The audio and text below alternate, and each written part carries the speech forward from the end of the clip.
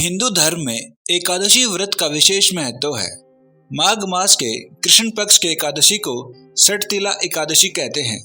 इस दिन भगवान विष्णु की पूजा अर्चना करते हैं।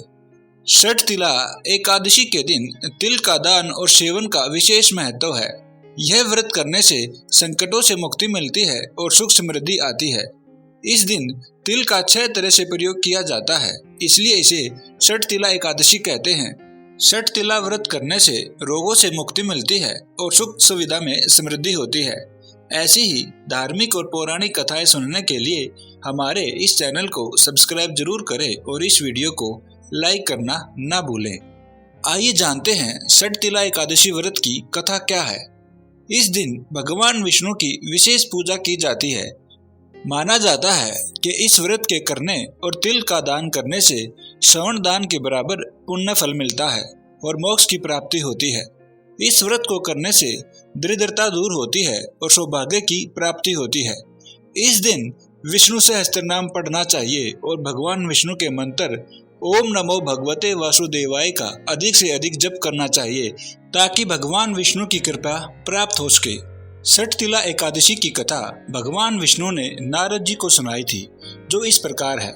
एक ब्राह्मणी पृथ्वी लोक पर रहती थी, जो कि भगवान विष्णु का व्रत पूजन करती थी, लेकिन किसी भी साधु संत को दान नहीं देती थी।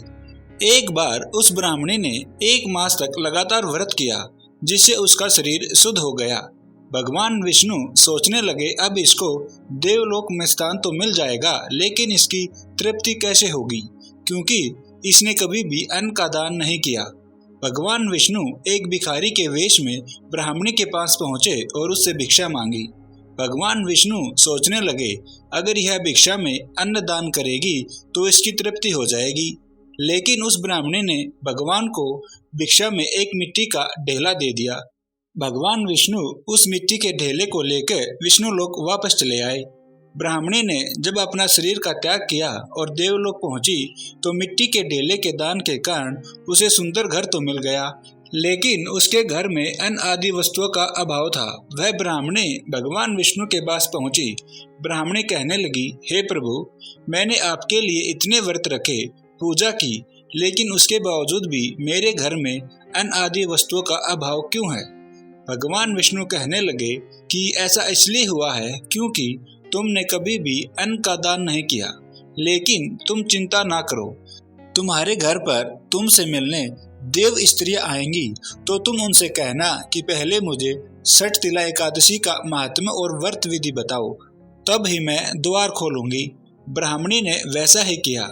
जब देव स्त्रियां आईं तो ब्राह्मणी ने कहा कि पहले मुझे षटतिला एकादशी का महात्म्य सुनाए। एक देव स्त्री ने ब्राह्मणी को षटतिला एकादशी महात्म्य सुनाया और व्रत की विधि बताई।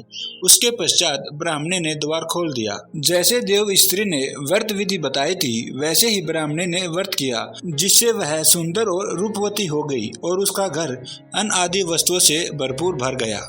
तो दोस्तों, यह थी षटतिला एकादशी व्रत की कथा और उसका महात्म्य।